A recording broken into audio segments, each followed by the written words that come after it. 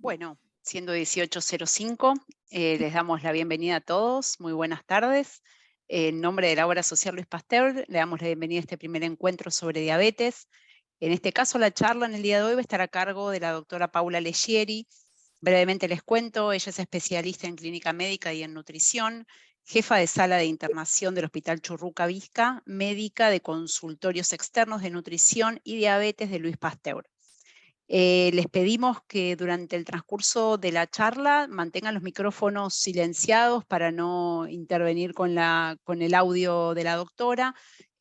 Cualquier consulta que les vaya surgiendo y quieran la pueden ir haciendo por el chat y después las leemos de manera ordenada cuando terminen con las diapositivas.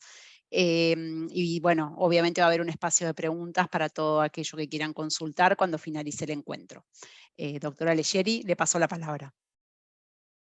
Bueno, bienvenidos.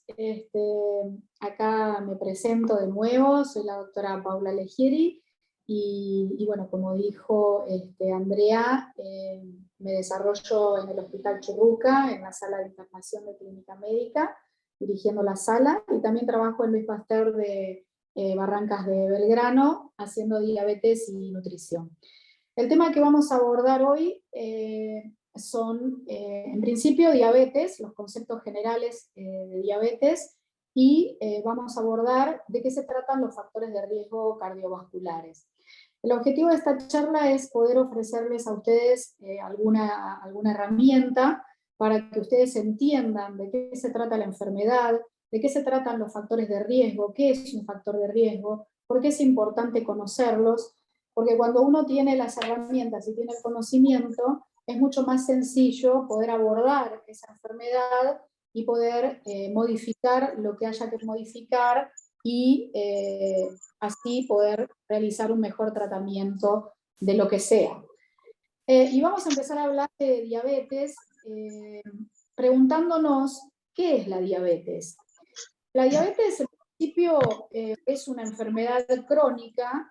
Es una enfermedad que cuando uno ya la detecta y ya la padece, siempre va a tener diabetes, salvo en estadios previos, donde uno vuelve para atrás, o en la diabetes del embarazo, donde en general la paciente es diabética durante el embarazo y después, cuando ya se produce el parto, deja de tenerlo. Es lo que más frecuentemente ocurre.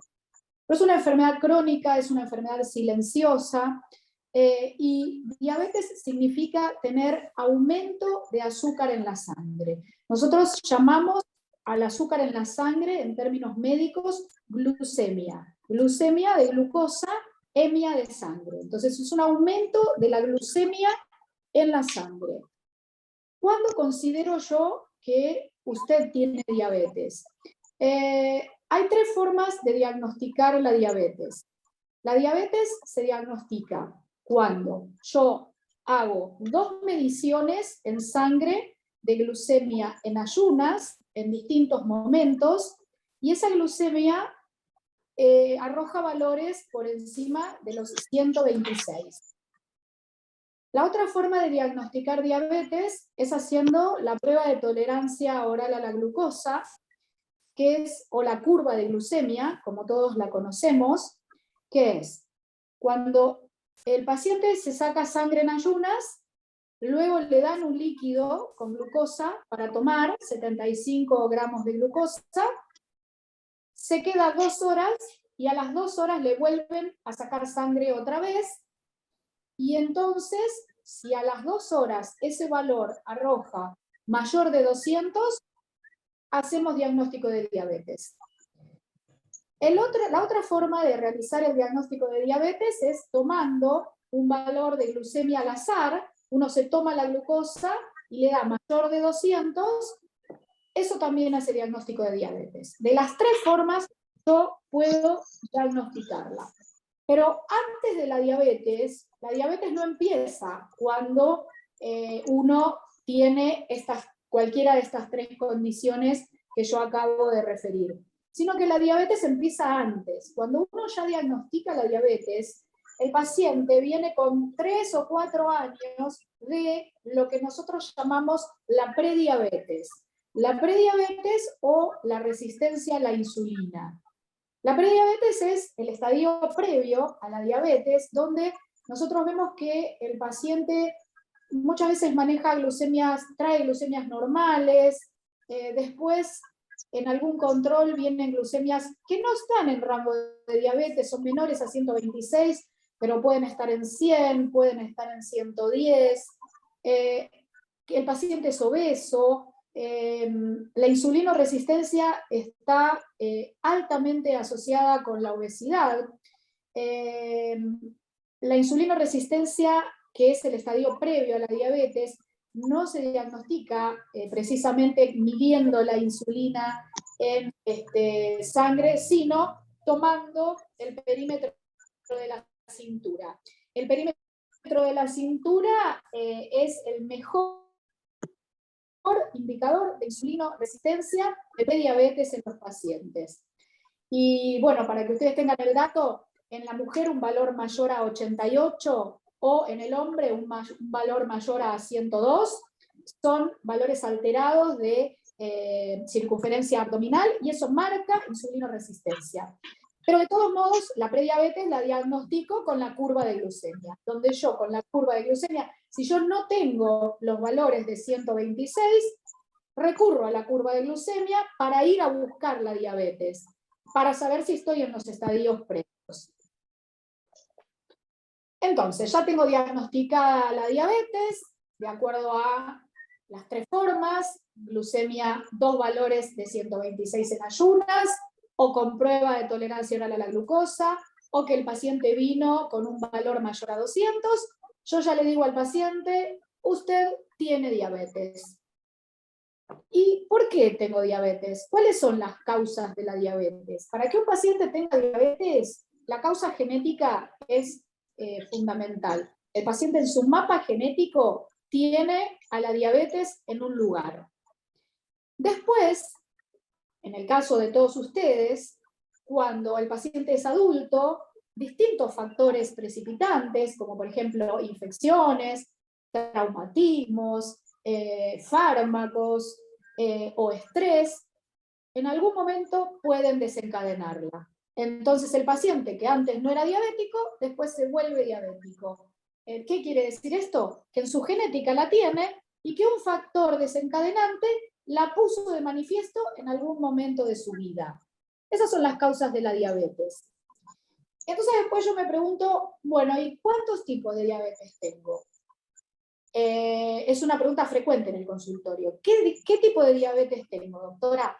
Bueno, la que manejamos habitualmente en consultorio, con pacientes adultos, como todos ustedes, es la diabetes tipo 2, o la diabetes del adulto, que es la que les acabo de explicar, la que el paciente trae en su mapa genético y en algún momento de su vida, cualquier factor desencadenante, llámese obesidad, un estrés importante, lo que estuvimos viendo en este último tiempo en pandemia, los pacientes que tuvimos internados por COVID en la sala, muchos debutaron con diabetes en ese momento, o sea que el factor desencadenante de la infección fue fundamental en ese momento para su debut diabético, y esa es la diabetes tipo 2 del adulto.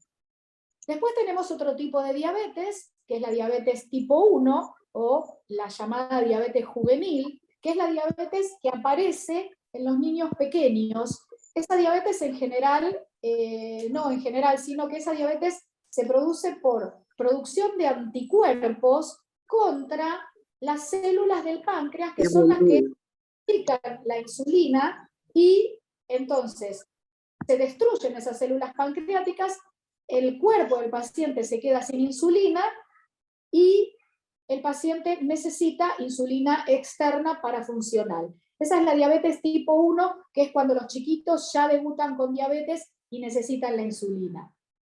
Otro tipo de diabetes es la diabetes del embarazo, que empieza y generalmente termina en el embarazo. A veces hay pacientes que pueden continuar siendo diabéticas, pero lo más frecuente es que empiece en el embarazo, termine cuando termina el embarazo, pero eso marca un precedente y deja una predisposición para que la paciente pueda desarrollar diabetes en algún otro momento de su vida. Y después hay otros tipos de diabetes que no vamos a mencionar todas en este momento, pero que, por ejemplo, tratamiento crónico con corticoides pueden provocar diabetes, o tumores, por ejemplo, tumores del páncreas, también pueden provocar diabetes.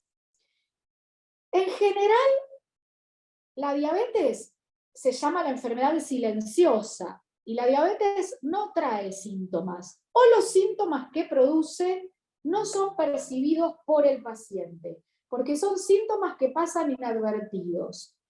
Hay, nuestros términos médicos, los síntomas que se llaman síntomas cardinales de la diabetes, nosotros los llamamos los síntomas de las 4P. ¿Cuáles son esas 4P? La polidipsia. ¿Qué quiere decir polidipsia? Tener mucha sed. La poliuria. ¿Qué quiere decir poliuria? Ir muchas veces a hacer pis al baño o hacer mucho pis. La polifagia. ¿Qué quiere decir polifagia? Tener mucha hambre. Y la pérdida de peso, a pesar de que el paciente coma, puede perder peso. Esos son los 4 síntomas cardinales de la diabetes, que muchas veces no están, y la diabetes se diagnostica igual, aparece con los valores en sangre, y muchas veces pasan desapercibidos o el paciente los refiere de manera manifiesta. Además de esos 4 síntomas cardinales, que son los más relevantes o los más frecuentes, el paciente se siente cansado, fatigado. El paciente puede tener infecciones a repetición, es decir, a veces dice, tengo muchas infecciones urinarias, o me cuesta cicatrizar las heridas, o hago honguitos a repetición en los pies, o infecciones vaginales en las mujeres, honguitos a repetición. También a veces refieren que se les nubla la vista. Eso es por la glucosa alta, y en los casos más graves ya hay, y agudos, ya aparece deshidratación. Esos son los síntomas de la diabetes. Ahora le voy a contar cuándo usted tiene más riesgo de tener diabetes. Usted va a tener más riesgo de ser diabético tipo 2, que es la diabetes la cual estamos abordando en este momento, cuando tiene un familiar cercano con diabetes, por ejemplo, los padres o los hermanos. Esos son los antecedentes familiares más relevantes. Tíos, abuelos, primos son menos relevantes. Padres y hermanos son potentes. La edad es un factor que también predispone a que la diabetes se desencadene. El sobrepeso o la obesidad, como habíamos comentado, la insulinoresistencia, la diabetes en general aparece en el paciente obeso o en el paciente con sobrepeso. Ser sedentario también tiene riesgo de tener diabetes. Cuando uno hace actividad física, el músculo, para trabajar, la energía que utiliza es la glucosa. Entonces, en el paciente sedentario, que además puede tener sobrepeso, glucosa por ahí circulando de más, encima es sedentario, eso puede aumentar el riesgo de que usted tenga diabetes. Ser fumador, factor de riesgo importantísimo para desarrollar diabetes. Haber tenido diabetes en el embarazo, como antes le comenté. Hay las mujeres premenopáusicas, el síndrome de ovario poliquístico es un síndrome endocrinológico que predispone a tener resistencia a la insulina y a tener diabetes. Los hábitos dietéticos que usted tenga lo van a predisponer a tener diabetes con el tiempo. Distintos fármacos, como le comentaba, por ejemplo, el tratamiento crónico con corticoides, y también se ha demostrado que enfermedades cardiovasculares avanzadas pueden conducir a aumentar el riesgo de diabetes en usted. Y yo me pregunto, ¿y cuándo me tengo que controlar el azúcar en la sangre en toda mi vida? Bien, si no tengo ningún factor de riesgo, toda la gente a partir de los 45 años tiene que hacerse un control de glucemia anual. Glucemia, azúcar en la sangre, ya aprendieron lo que es glucemia. Y bien, si usted tiene algún factor de riesgo, como los que le comenté, sobrepeso, hipertenso, colesterol, obesidad, fumador, antes de los 45 años, usted todos los años en la edad adulta va al médico, o si tiene algún familiar diabético, va al médico y con una vez por año, si los valores de glucosa son normales, con una vez por año alcanza para hacer la detección precoz de las alteraciones de la glucosa. Muy bien. ¿Cómo tratamos la diabetes? Esta es una charla que en realidad vamos a tener en un encuentro posterior, porque en unas semanas más los invito, si gustan, a tener el segundo encuentro, donde vamos a hablar de hábitos, cambio de hábitos en el estilo de vida saludable, posibles tratamientos farmacológicos de la diabetes, actividad física. Esto va a formar parte de una charla porque es un tema grande y en el cual tengo mucha información para poder brindarles a ustedes. Pero básicamente la diabetes no solo se trata con remedios, es más, muchas veces el paciente a veces puede venir con diabetes y no necesitar remedios al principio. Los dos pilares fundamentales para tratar la diabetes son que tenga una alimentación adecuada, que haga actividad física, que esto nos lleva a cambiar los hábitos del estilo de vida, y muchas veces requieren fármacos y otras veces no. Entonces, que sí tengan en cuenta que cuando a uno le dicen soy diabético, no siempre van a necesitar medicación. A veces sí, a veces no. Eso en la consulta médica, ustedes lo van a abordar con su médico tratante. Lo que sí, no hay ninguna duda, es que usted va a necesitar una alimentación guiada, supervisada, adecuada, saludable, y sí se va a buscar la actividad física que cada uno pueda realizar, porque bueno, hay gente que puede realizar actividad física y hay otra gente que tiene más limitación en el movimiento. Siempre, en cuanto a lo que es movimiento, hay alguna vuelta de tuerca, o casi siempre, alguna vuelta de tuerca para dar. Entonces, con respecto a lo que es diabetes, yo ya le di los conceptos generales, pero ahora voy a pasar, después vamos a dar lugar a las preguntas, como dijo Andrea, y ahora vamos a pasar a hablar de los factores de riesgo. Sobre todo me voy a enfocar en los factores de riesgo cardiovasculares. Y uno necesita saber qué es un factor de riesgo. ¿Por qué quiero saber yo qué es un factor de riesgo? Porque un factor de riesgo, poder detectar un factor de riesgo, a mí me permite corregirlo. Si yo curso con la obesidad o fumando por la vida, sin preguntármelo, sin saber y sin concientizar, oiga, esto es un factor de riesgo, nunca lo voy a poner sobre la mesa y nunca le voy a dar la chance de modificarlo. Entonces, que un paciente tenga, que una persona tenga un factor de riesgo, no quiere decir que esté enfermo. Quiere decir que tiene un factor de riesgo. ¿Qué es un factor de riesgo? Es la primera pregunta. Un factor de riesgo es una condición, es un estilo de vida, es una situación que predispone a la persona a tener mayor riesgo de tener una enfermedad. O sea, un factor de riesgo no es estar enfermo necesariamente. Es cualquier situación, por ejemplo, el tabaquismo, no es estar enfermo, es, oiga, usted fuma, entonces usted tiene un mayor riesgo de desarrollar una enfermedad. ¿Por qué quiero conocer los factores de riesgo? Porque los quiero prevenir, quiero modificarlos. Hay factores de riesgo que se pueden modificar y hay otros factores de riesgo que no se pueden modificar. Por ejemplo, el factor de riesgo que no se puede modificar es tener un antecedente familiar, haber tenido un padre con un infarto a los 40 años, ese es un antecedente familiar que no es modificable, tener una edad determinada, la menopausia, o edad determinada para mostrar un mayor factor de riesgo para la enfermedad cardiovascular, la raza, hay distintas razas que predisponen a distintas enfermedades. Esos factores de riesgo no se modifican, pero la mayoría de los otros factores de riesgo sí se modifican. ¿Yo puedo prevenir ser diabético? Sí. ¿Puedo prevenir ser hipertenso? Sí. Entonces, ¿por qué quiero conocer el factor de riesgo? Para la prevención. Y entonces acá hablo de prevención.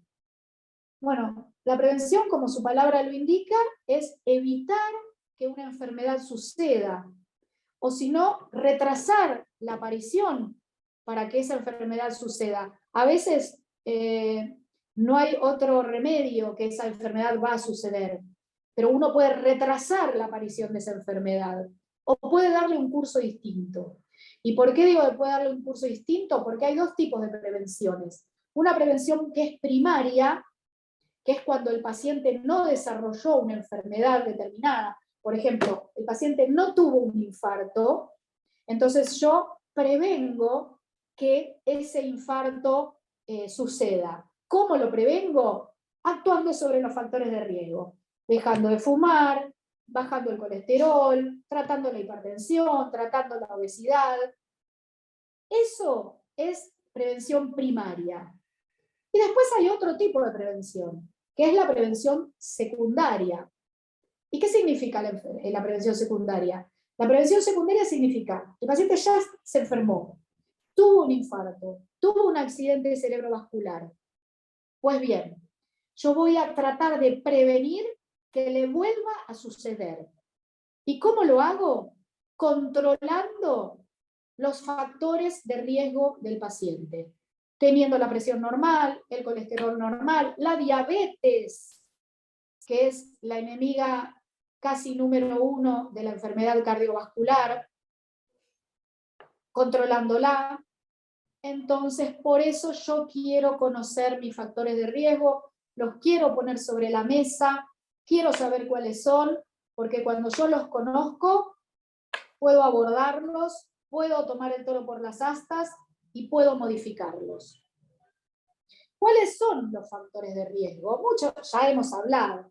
Hay factores de riesgo que tienen más impacto en la enfermedad y hay otros que tienen menos, pero que no son menos importantes.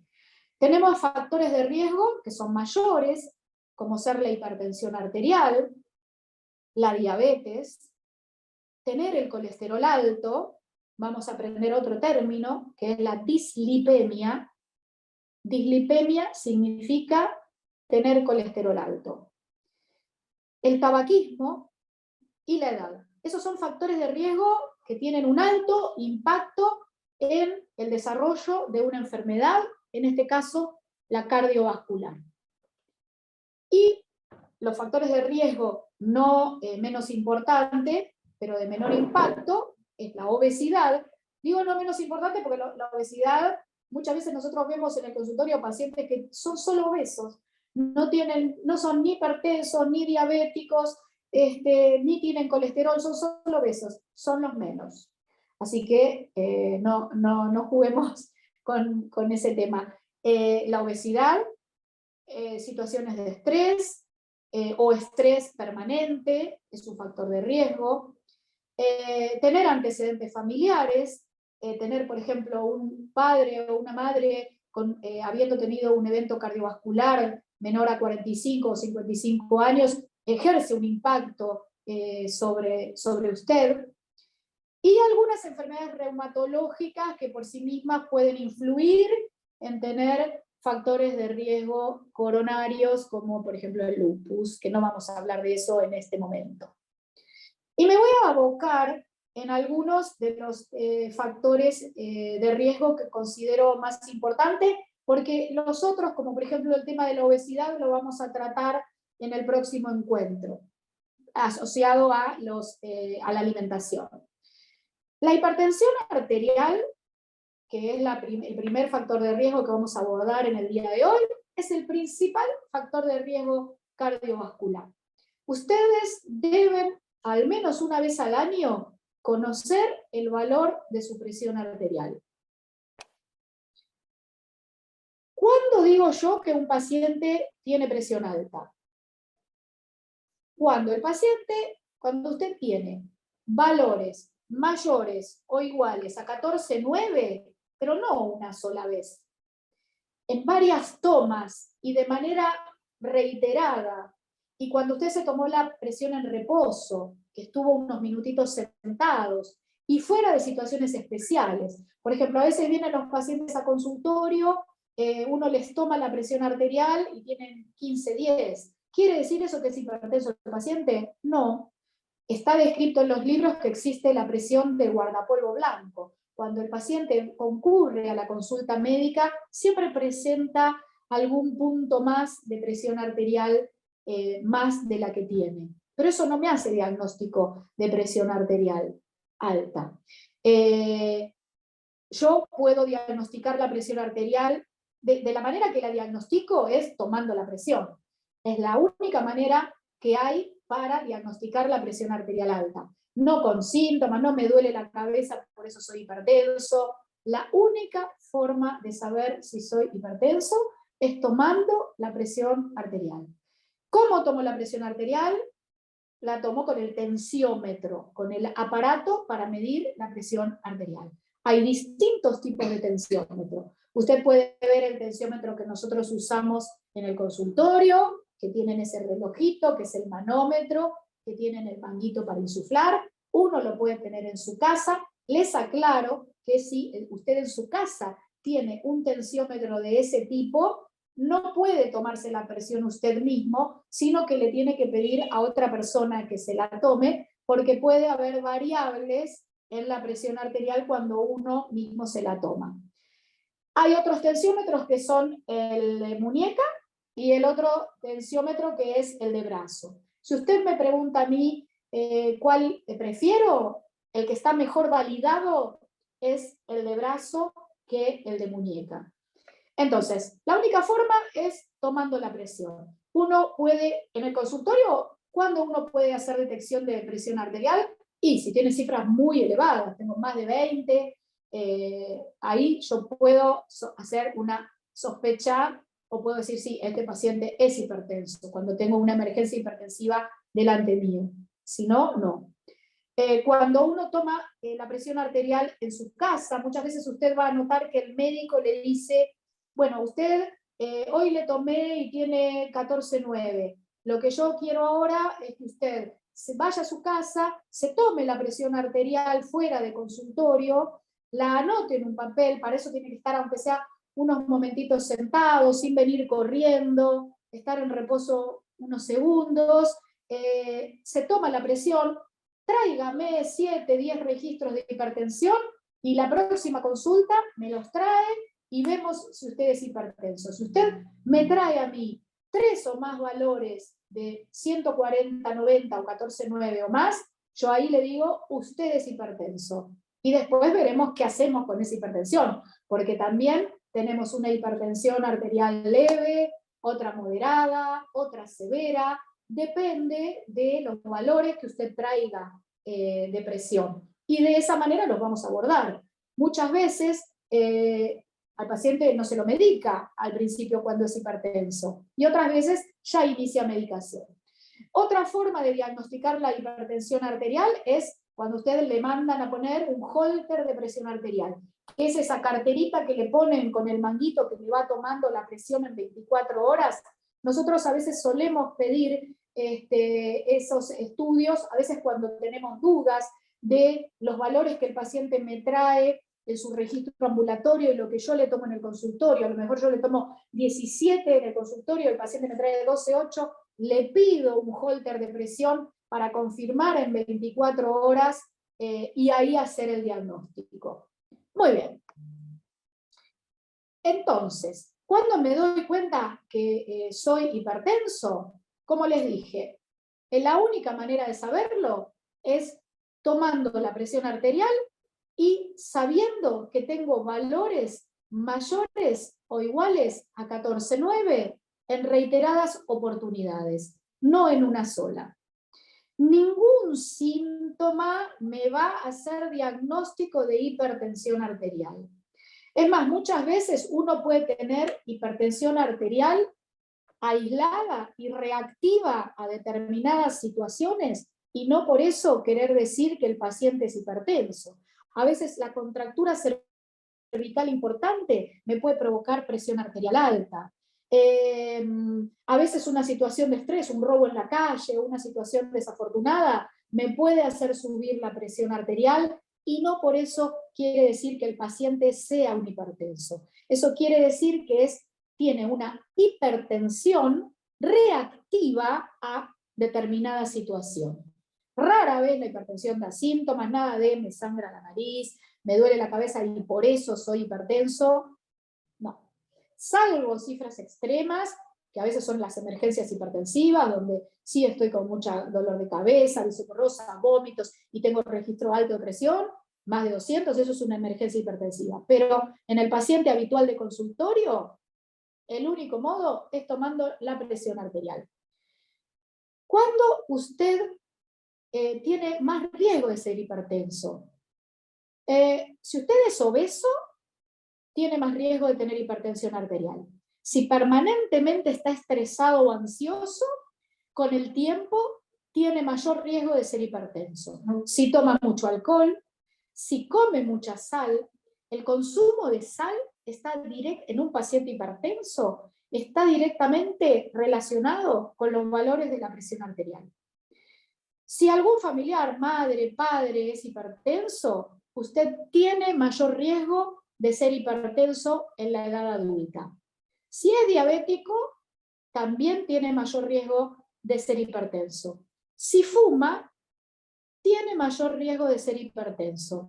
Y cuando uno envejece, la edad también determina la aparición de la hipertensión arterial por sí misma. Porque ¿cuántos tipos de hipertensión yo tengo? Una hipertensión primaria o esencial, que es la que aparece cuando avanza la edad y que está asociada a otros factores de riesgo como los que le acabo de nombrar, o una hipertensión arterial que es secundaria a cualquier otra enfermedad. Por ejemplo, tener una enfermedad endocrinológica, un hipertiroidismo puede provocar hipertensión arterial. Y eso no es una situación cardiológica, está provocada por el hipertiroidismo. Un tumor en las glándulas suprarrenales puede provocar una hipertensión arterial.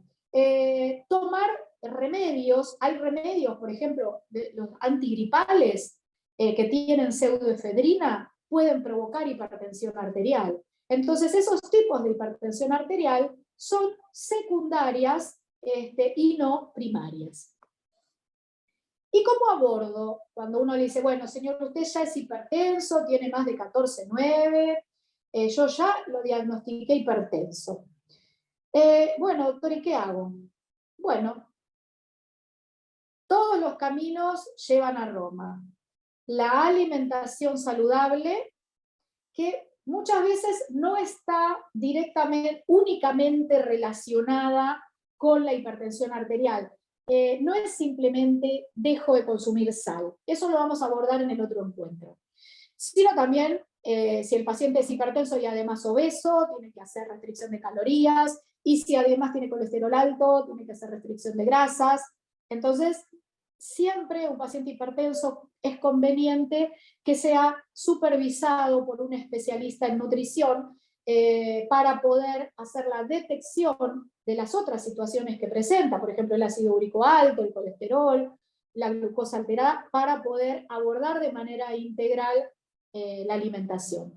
El ejercicio es fundamental para todo. El ejercicio mejora el tono vascular, baja la presión, libera endorfinas, hace bajar de peso. Y fármacos sí se necesitan. No siempre se necesitan fármacos para la presión. Dieta y ejercicio, siempre. Ejercicio depende de la posibilidad del paciente. Fármacos solo si se necesitan. Será motivo de otra charla.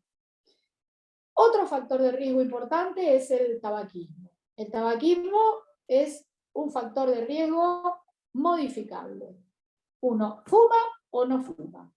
¿La cantidad importa? Sí, pero no tanto como el todo nada. Acá lo importante es no fumar directamente. El tabaquismo es una adicción, es considerado como una adicción, el todo o nada es lo más importante. Si no, fumo menos. Si yo fumo un cigarrillo por día, estoy fumando 365 cigarrillos por año. Entonces, con el correr de los años, hagamos la cuenta. Entonces, el tabaquismo es uno de los factores de riesgo, junto con la hipertensión arterial y el colesterol alto, más importante para el desarrollo de enfermedades cardiovasculares. Hay que dejar de fumar, no es suficiente fumar poco, no hay que fumar nada, y muchas veces es difícil. Bueno, para eso nosotros tenemos muchos programas actualmente de ayuda para la cesación tabáquica, incluso también a veces hay medicación para poder ayudar a ese paciente que fuma tanto y que le resulta muy difícil suspender este factor de riesgo que es totalmente modificable. Y pasamos al colesterol, y creo que es el último factor de riesgo que voy a abordar. Y yo me pregunto, ¿qué es el colesterol? Ustedes se preguntan, ¿y qué es el colesterol? Bueno, el colesterol es un tipo de grasa. El colesterol es grasa, es grasa. ¿Y qué pasa con el colesterol?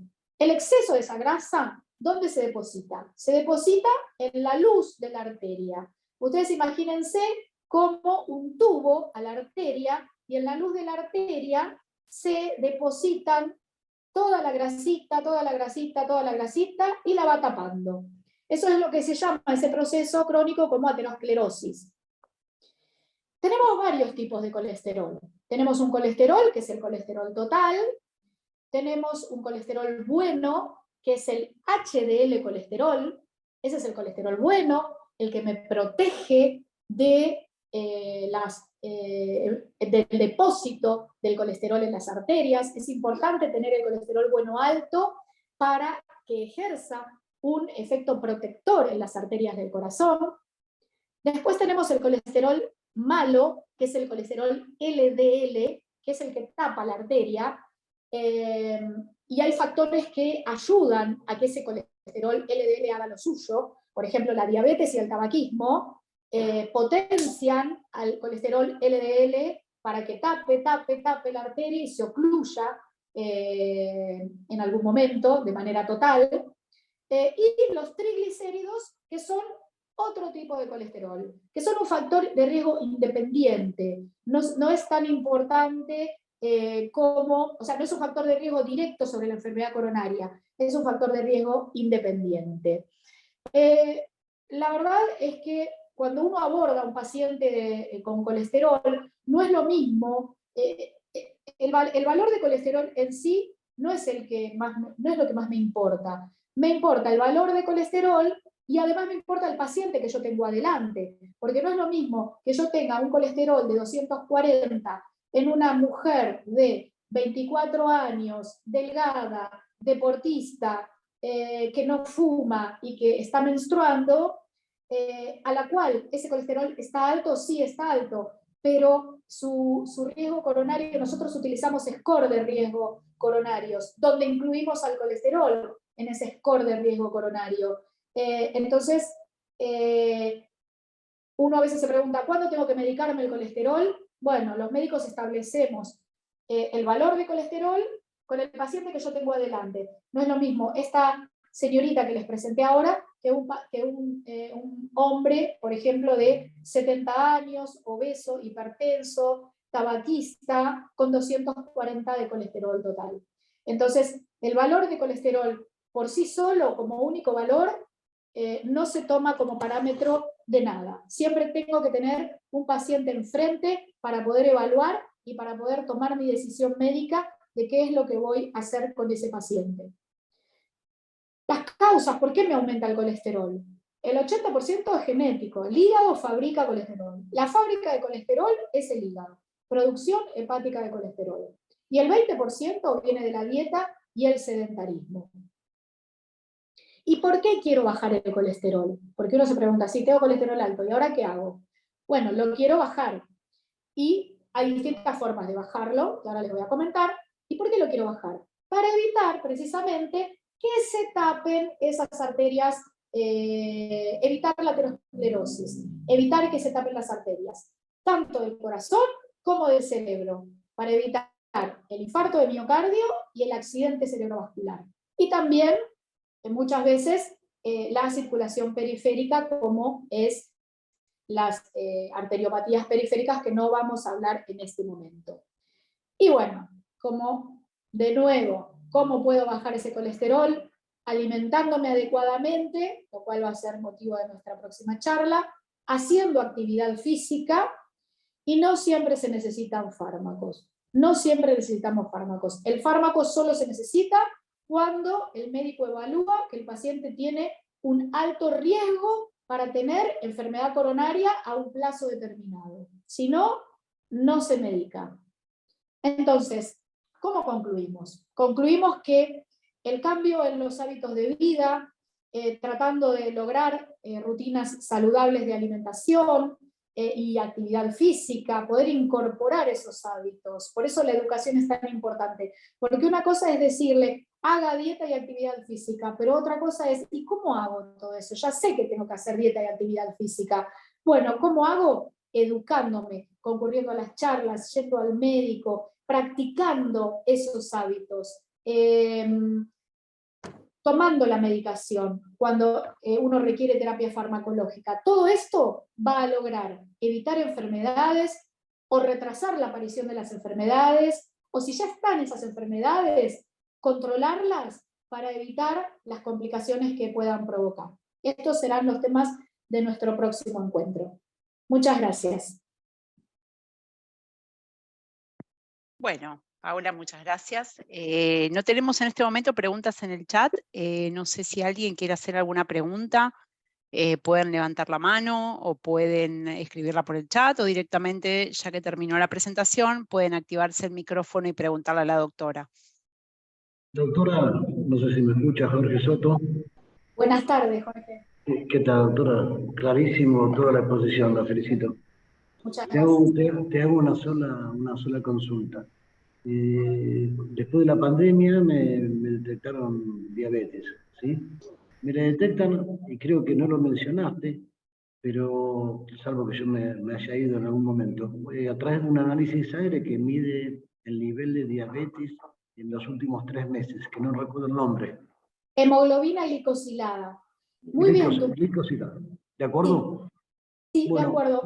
Y después me estuve tomando durante mucho tiempo, a través de los pinchacitos que me daba todos los días, ¿sí? En diferentes momentos, antes del desayuno, después del desayuno, antes del almuerzo, después del almuerzo, antes y después de la cena, ¿sí? Con parámetros que me dieron la doctora que me está atendiendo actualmente. ¿De acuerdo? Sí. Nunca pasé de 180, nunca. Okay. No, nunca. Y los parámetros no recuerdo bien, pero uno era a las 2 horas del almuerzo cena, no más de 180, y después del desayuno o antes del desayuno 120. Los tengo anotados en un Excel, día por día, Bien. con todo más todo. Bien. Y el otro, bueno, sí, ese análisis que te decía, siempre, cada 3 meses me hago análisis y me controlo la diabetes.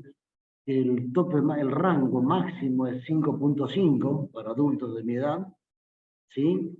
Siempre me dio en un nivel de 6, ponerle 5.9, 6.1, 6.2, 6. Perfecto, perfecto. Y sí, la doctora me dice, vos no me das trabajo. Pero bueno, ese fue el único, digamos, el único parámetro con el cual me denominaron diabético. Bueno, en realidad, la hemoglobina glicosilada es un valor que me indica, desde el momento que yo le saco sangre al paciente, 3 meses para atrás, los promedios de glucemia, hace un cálculo de los promedios de glucemia que tiene el paciente en esos últimos 3 meses.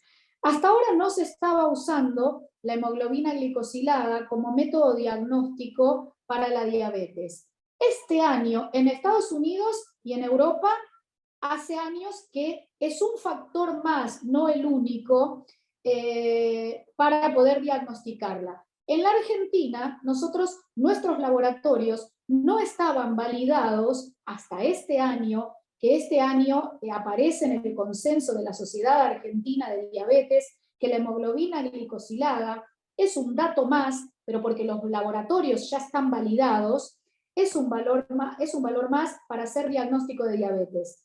¿Cuándo? Cuando están mayor a 6,5. Entonces, una hemoglobina glicosilada mayor a 6,5 al médico le permite hacer diagnóstico de diabetes. Recién este año, de acuerdo al consenso de la Sociedad Argentina de Diabetes. Y por otro lado, lo que usted me decía era, cuando uno ya tiene diabetes, establece una meta de hemoglobina glicosilada. Y eso también depende de la edad. La hemoglobina glicosilada que uno pretende tener siempre es menor a ese valor, menor a 6,5 o menor a 7. Pero muchas veces eso quiere decir que si usted tiene menos de 7 de hemoglobina glicosilada o 6,5, los promedios de su glucemia 3 meses para atrás y rondan en los 110, 120. Eso quiere decir que su diabetes está bien controlada. ¿Y qué quiere decir que la diabetes está bien controlada? Que no es tóxica, porque tener la glucosa alta es tóxica para los órganos. Cuando uno tiene valores persistentemente o hemoglobinas glicosiladas más allá de 7, 7,8, 8 o más, de manera permanente, provoca lo que son las complicaciones a largo plazo por la diabetes. La glucosa es tóxica. Glucosas mayores a 180 de manera permanente son tóxicas y lesionan distintos órganos del cuerpo. ¿Cuáles son esos órganos? La vista, el corazón, el riñón, los pies. Entonces, a largo plazo, si el paciente no controla su diabetes, ¿y qué quiere decir controlar la diabetes? Tener una hemoglobina glicosilada adecuada y tener glucemias dentro de parámetros normales. La glucosa hace lo suyo, es glucotóxica, hace lo suyo y no le avisa. Entonces, en 10 a 15 años, el paciente aparece con los problemas en la vista, con la falta de sensibilidad en los pies, el pie diabético, con el infarto de corazón. Es decir, las manifestaciones de la diabetes son esos síntomas, la retinopatía diabética, la insuficiencia renal, el infarto de corazón, el accidente cerebrovascular, el pie diabético. A ver, esas complicaciones que se producen en más o menos 10 a 15 años de ser diabético mal controlado son totalmente evitables. Cuando uno es diabético, si uno toma el toro por las astas de inicio, evita la complicación. Usted, si es diabético y mantiene una hemoglobina glicosilada como la que me está diciendo, tiene mínima chance de tener retinopatía diabética, nefropatía, o sea, insuficiencia renal, infarto provocado por diabetes o pie diabético. Las complicaciones crónicas de la diabetes son evitables. Estamos hablando de una clase de prevención. Esto sería prevención secundaria. Evitar las complicaciones. No sé si contesté su pregunta. Sí, doctor, sí, perfecto, entendí perfecto. Lo único que yo sí me olvidé que le comenté los niveles de ese estudio que tengo, y Sí. por lo que veo está bien. Lo que sí estoy tomando Jardians por día, 1 por día. ¿De acuerdo? Sí, bueno. Entonces, capaz que ayuda a tener esos valores bajos, ¿no? Y evidentemente su médico consideró que usted necesitaba tomar medicación. Ok. Ok. Bueno, Ok. Lo dejamos ahí. Gracias. bueno, no, por favor. ¿Alguien más tiene alguna pregunta para hacerle a la doctora? Yo, doctora, otra vez. Perdón la molestia. No, al contrario. Cuando se refiere al pie diabético, ¿cuál es el síntoma? Bueno, el paciente diabético siempre tiene que mirarse los pies. Es una condición que nosotros siempre aconsejamos en el consultorio. Mirarse los pies en el sentido de ver que las uñas estén bien, de que no tenga uno honguitos en los pies, ver que no tengan callosidades, porque las callosidades lo que producen es disminución de la sensibilidad en el pie, ver que no tengan alteraciones en el apoyo, porque muchas veces las alteraciones en el apoyo en un paciente diabético hace que existan zonas de hiperapoyo y que la piel se adelgace y pueda provocar lastimaduras. Y sobre todo, medir la sensibilidad, que uno por un lado el paciente lo puede referir, o por otro lado el médico en el consultorio lo puede detectar. Medir la sensibilidad, porque a veces el paciente no siente cuando pisa y no se da cuenta. Entonces por eso siempre hay que mirarse los pies. A veces los calambres también son un síntoma, y por un lado nosotros para determinar los tipos de pie diabético vemos la parte de sensibilidad y la parte de vascular, que el paciente no tenga varices, que no tenga obstrucción de las arterias, eso en cuanto a la parte vascular. Tomamos los pulsos cuando vienen al consultorio, y con respecto a la parte de sensibilidad, los calambres y mirarse, porque si uno no tiene sensibilidad y no se da cuenta, a veces se lastima, aparecen úlceras y no se dan cuenta. Esto en general aparece en diabetes avanzadas, ¿no es cierto?, mal controladas. Y cuando uno tiene alteraciones en el apoyo, debe ir al traumatólogo. Es aconsejable siempre llevar un calzado cómodo, medias de algodón para absorber la transpiración, mirarse, a ver, evitar los hongos, y si tiene callosidades, hacerse baños de pies, pasarse la piedra pómez y después ponerse una cremita, y siempre mantener la piel hidratada. Esos son los cuidados generales del pie que uno tiene que tener. Gracias, doctora, muy amable. No, por nada. Perfecto. Doctora Jimena Fernández tiene levantada la mano. Jimena, si te querés habilitar el micrófono, te escuchamos. Buenas tardes a todos. Doctora, mi pregunta viene por el tema de la actividad física. ¿Hay Bien. alguna actividad que sea mejor que otra o todo es igual? ¿O todo No. tiene el mismo efecto? A eso me refiero. Todas no tiene el mismo efecto. El movimiento, de todos modos, de 0 para arriba, bienvenido. ¿Por qué? Porque realizar movimiento, primero, produce sensación de bienestar por la liberación de endorfinas. Y por otro lado, con respecto a lo que es la diabetes y las enfermedades cardiovasculares, la actividad física aeróbica es la más aconsejada. Actividad física aeróbica hay de distintas intensidades, eso lo vamos a comentar en otra charla, pero la actividad física, vos imaginate un auto que para funcionar necesita nafta. Bueno, cuando vos haces actividad física, el músculo para trabajar necesita nafta. ¿Cuál es esa nafta? En los primeros 20 minutos es la glucosa. Entonces, si vos tenés glucosa alterada en ayunas o prediabetes o diabetes, estás consumiendo glucosa. O sea que una caminata de 20 minutos te ayuda a perder glucosa. Y después de esos 20 minutos, el cuerpo, el músculo, comienza a utilizar como fuente de energía, la nafta, la fuente de energía, después de los 20 minutos aproximadamente empieza a utilizar las grasas. Entonces eso es lo que provoca el descenso de peso. Entonces, la mejor actividad física para descenso de peso, para descenso de colesterol, de hipertensión arterial y de diabetes es la aeróbica. Después hay distintas intensidades, ¿sí?, que pueden provocar el mismo efecto. Buenísimo, muchas gracias. No, por favor. ¿Alguien más Paula. quiere hacer una pregunta? Sí. Sí, yo, Paula Agustín Ruiz. Hola, En Agustín. relación a lo que mencionabas recién del ejercicio, ¿hay algún tiempo recomendado? Cuando digo tiempo me refiero en ayunas, después de comer.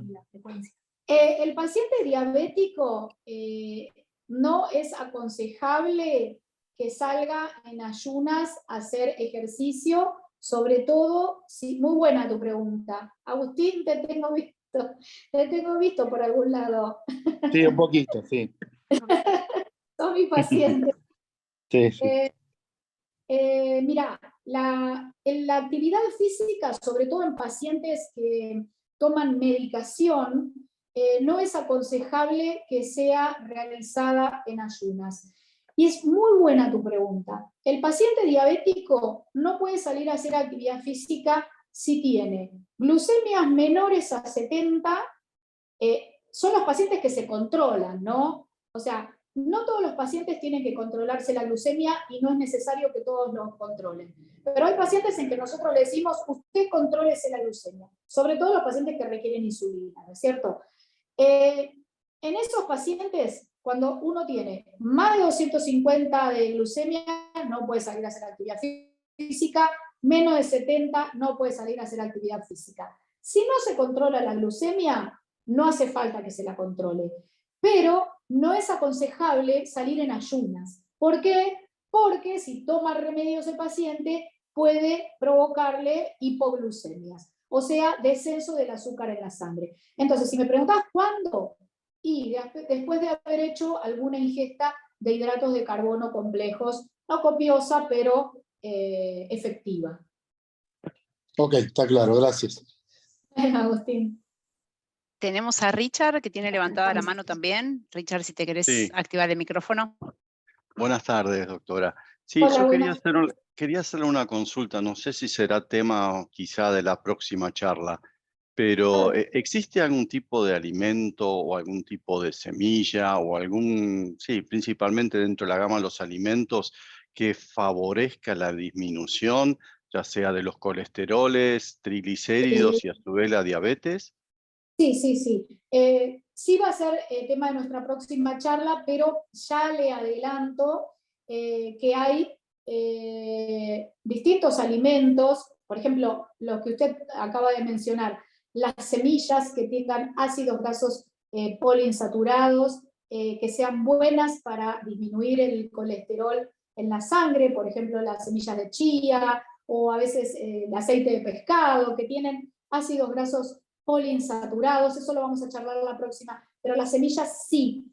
Y con respecto a los alimentos para la diabetes, en los alimentos lo que tenemos que tomar en cuenta es el tipo de hidrato de carbono que vamos a consumir.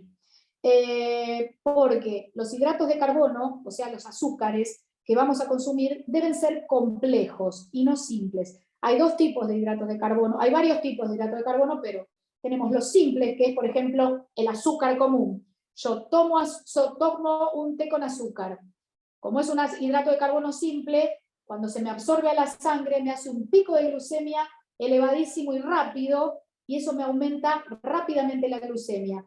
En cambio, si yo consumo cereales, si consumo legumbres, esos son hidratos de carbono complejos, que tienen fibra. ¿Y por qué son complejos? Porque cuando yo los ingiero, ingresan a mi organismo, cuando llegan al estómago, empieza a hacerse el proceso digestivo, y como son difíciles de digerir, la elevación del azúcar en la sangre no es rápida como el simple, que pasó ¡pum! Rápidamente. Se va liberando el azúcar en la sangre de manera lenta. Entonces el pico no me hace pico de glucemia rápido, me va liberando lentamente el azúcar y eso me aumenta menos la glucemia en la sangre.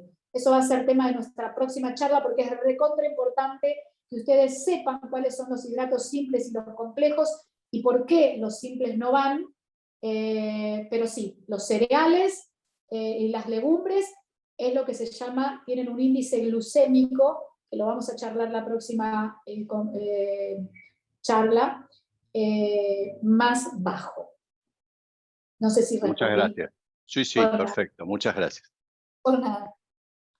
Jimena está preguntando por el chat si Jimena, la próxima charla es el 22 de mayo, en este mismo horario. Van a recibir todas las personas que estén anotadas un recordatorio ese mismo día de la mañana para que se puedan conectar. Es el 22, sí. ¿Alguien más tiene alguna pregunta para hacer?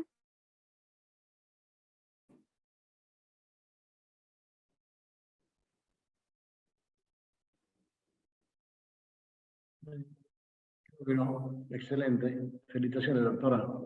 Muchísimas gracias. La Muy- física. Gracias Muy por claro, participar. muy claro, muy claro.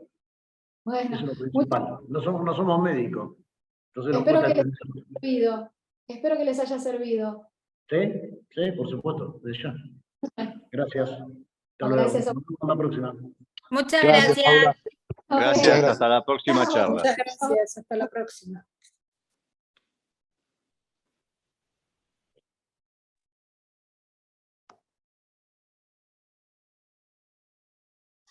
Bueno.